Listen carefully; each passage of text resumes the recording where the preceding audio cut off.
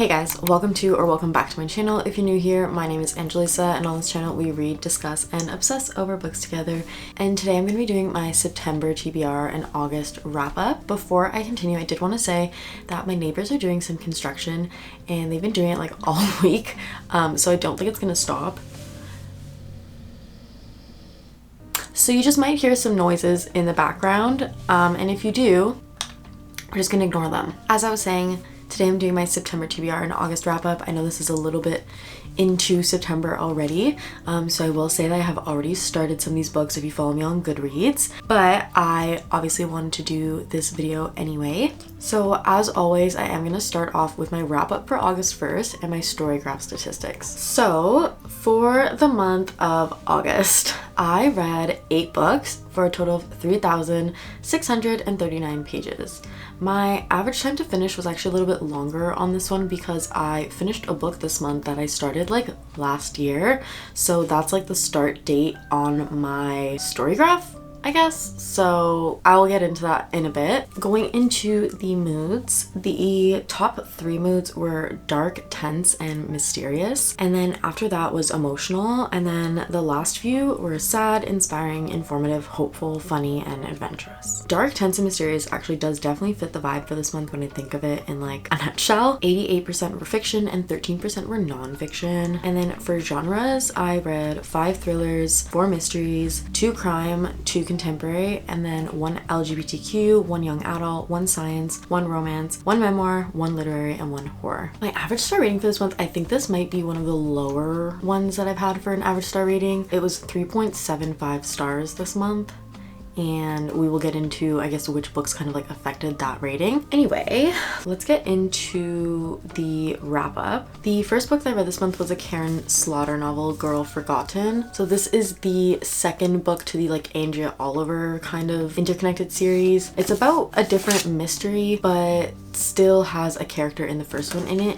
I thought this one was really good. I rated it 4 stars. It was very entertaining. There were some parts to it that I felt were kind of slow and I wish had a little bit more like, I don't know, thrill to it, I guess. But either way, I still loved this one more than Pieces of Her, which is the first book in this like series. So yeah, Girl Forgotten, would definitely recommend this one. The next book I read was actually an ebook. I kind of just really wanted to read another Karin Slaughter book at the time, so I read Pretty Girls by Karin Slaughter, and I rated this one 4.5 stars. I really liked this one. I thought the mystery was super cool, not at all predictable. It was very twisty, very entertaining, and I knew that it was going to be about like a sad type of girls in this mystery, and it really did like deliver on how it played out and how the mysteries were connected and all that stuff.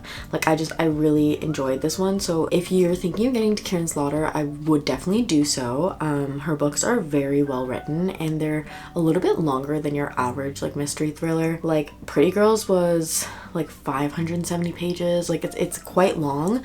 So anyway, moving on. After that, I needed a break from like mystery thrillers, so I picked up Just for the Summer by Ali Jimenez to finish off my summer reading vlog in August. This one I rated 4.5 stars. I really love that one. If you want my full thoughts, you can watch the reading vlog, but this was just another one where the themes in it that were explored were very well handled and it was just like entertaining as a whole. I really loved the romance. I really loved the characters, and I think I have like one more Abby Jimenez book on her backlist to read, and I'm so sad because I don't want this like these interconnected worlds that she has to end because they're just so much fun and so much cool, and the characters she writes are just so dynamic and like vibrant and well written. After that, I went back into mystery, so I read One of Us Is Back by Karin McManus, and I rated this 3.75 stars, and I'm gonna be honest, I like barely remember this book. It's like the 3rd book in this series, and each book follows a new mystery, but they're kind of like following similar characters or characters that know each other. So it's kind of similar to like A Good Girl's Guide to Murder, but a little bit different, and I would say I like A Good Girl's Guide to Murder better. But I still find Karin McManus' writing very fun. She's written a bunch of other young adult mysteries as well, and I have a few of them and I've read a few of them and they're pretty good. So I kind of just want to finish off this series and get it off of my list. But yeah. Okay, next I read or finished A Little Life by Hanya Yanagihara. This was like a really anticipated read for me because I had heard so many mixed reviews, and the first time I had heard about it, everybody loved it. Like, it won a National Book Award. Like, I'm just like, it has a lot of like awards and like accolades surrounding it, and so I was excited to read it. The first thing I will say is that I would never recommend this book to anybody. This book, I'll start by saying I rated it 1 star. I finished it simply because I wanted to know if there was a point to it all, and if you're halfway through the book and you're wondering if there is, I can tell you that there is not. There is no point to any of it. I'm actually already getting emotional thinking about it. Reading this book felt like an unnecessary piece of trauma, and I felt like the author really just wanted to put the main character and the reader through as much torment as possible, and in such a, I argue, ableist and homophobic way that just did not do anything for the communities that this book was supposed to represent or be marketed to, or just anything along those themes. The reason I gave it 1 star is because I can appreciate like the in-depth character review, and that we follow this main character throughout his whole life.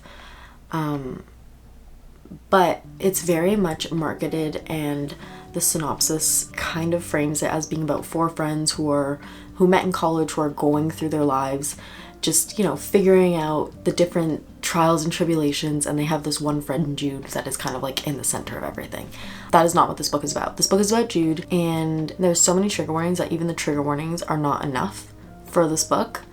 Like, there is no amount of trigger warnings that would prepare you for the amount of things that happen in this book that are just, frankly, unnecessary and did nothing for character development or plot development. It was just to exist and frame a certain population of society as predatory, disgusting, and mentally ill. And it was just, as somebody who studied psychology and has worked in mental health in the past, and like has had family go through the system, and like just all of that, like I've had some experience with it. This book was such an inaccurate representation of how the mental health system works, or how it should work.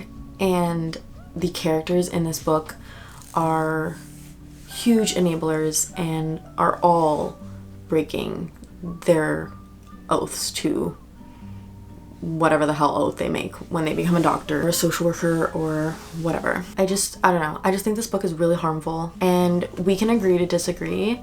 Like, I saw a lot of, like, I've read up so many reviews to see, you know, I really want to understand why people love this book, and people talk about the pros and different stuff like that, but I feel like none of that is worth the cost of possibly harming a reader or a community. Yeah, even some of the words that are used to describe the main character in this, I could not even imagine describing someone who experienced what he experienced like that. And if I was a person who experienced that, reading that, I would internalize that, because there's also nothing in the book that kind of challenges that idea. It's all just kind of plainly said. So I'm trying to not spoil too much in case people do still decide to read it, who are watching this video or still thinking of reading it. But I am warning you to just go in cautiously, and if you are not in a good place mentally, I would not read this book right now. I just wouldn't. So that's it for A Little Life. I'm gonna move on because I just like can't think about that book anymore. Anyway, next I read my book club's book of the month at work, An Astronaut's Guide to Life on Earth by Chris Hadfield, and this was actually super fun. I rated 3.75 stars. It's basically like a little non-fiction book where Chris Hadfield is describing his experience going through his childhood a little bit, and university and training to become an air pilot and all that stuff, and how his path led to being an astronaut. Like, it's like the first few chapters, and then he's kind of giving you like a few tips of like things that he learned while being an astronaut that kind of just helps him operate his everyday life and be efficient. And yeah, like it was really cool, and it was just interesting to get his perspective, and I just really like his writing. I think his writing is really good. He's a really good writer. So I would recommend this if you're thinking of picking up a nonfiction. All right, the next book I read was a Riley Sager book. I read Lock Every Door. This one I rated 4 stars, so it was good. I liked the whole premise of it. It was entertaining, but then I think about like once things started to get revealed, there was not really much thrill or twist to it. It was just reveals, and I don't know, I just didn't find the ending as satisfying as I thought it was going to be. So yeah, this is basically about a bunch of like apartment sitters who start to go missing, and this one girl who is the narrator in this, or the POV, she is, you know, trying to figure out why the people in the apartment that she is sitting are going missing, because she's probably scared that she's gonna go missing. So yeah, Lock Every Door by Riley Sager. And the last book that I read was another Riley Sager book. I was just like on a mystery kind of feel. This is Home Before Dark, and I actually really like this one. I rated this one 4.5 stars, and this is about a girl who her dad basically got famous from writing a book about the house that they lived in that they had fled from, and the girl in this, like, she doesn't believe anything that her dad wrote in the book, and she's really mad at him because it's all a lie and she doesn't remember any of that happening. So this was a really fun book. I really liked it. The twists were really cool, and it was a very creepy book. So yeah, I would definitely recommend this one. I think this is definitely like one of my favorites of his. Okay, so that was the wrap up. Next, I'm just going to quickly go through my little TBR that I have. I picked out about 10 books to talk to you about, and we're just gonna jump right into them. So the first one is a romance. It is I don't even know, like fifth Bridgerton novel. This is Eloise's story, To Sir Philip with Love, by Julia Quinn. And interestingly, as soon as I started reading about like who this is about, I started connecting dots with the show, and I was like, oh, so yeah, this is about Eloise and Philip, who is actually the guy who married Marina or something. In the show, I think it's Penelope's cousin, but in the book, it's Eloise, like it's the Bridgerton's cousin. Very interesting, and I'm excited. Next, another romance, we have Powerless by Elsie Silver. I had like kind of started this in August, and then I didn't pick it up. I only read like the first chapter because I got distracted by other books, so I definitely want to read this in September. This is about Jasper, and I think Sloane is her name. Maybe I'm wrong. Is it Sloane? Yeah. Which is I think like the sister of the brothers in the first 2 ones.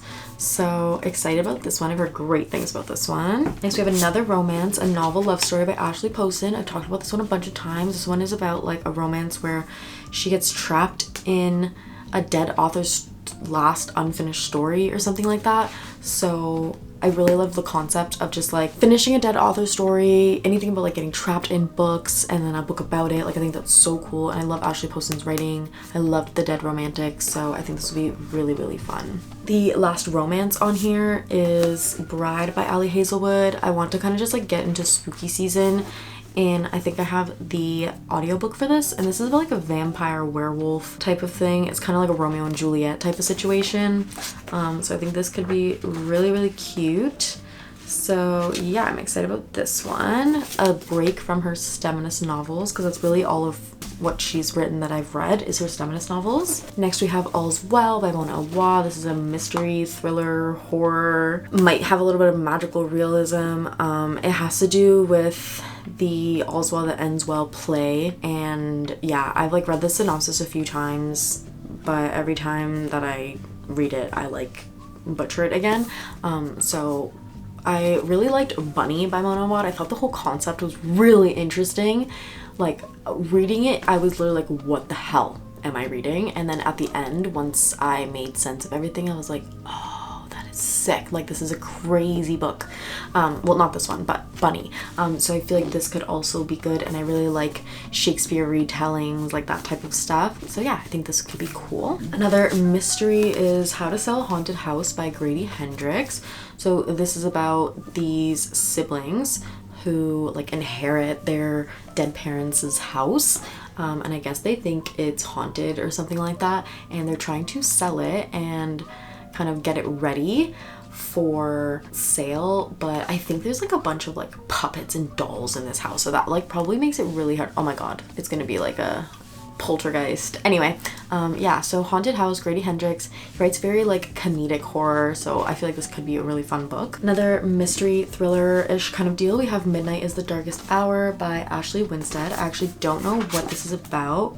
But it's for fans of Verity and A Flicker in the Dark.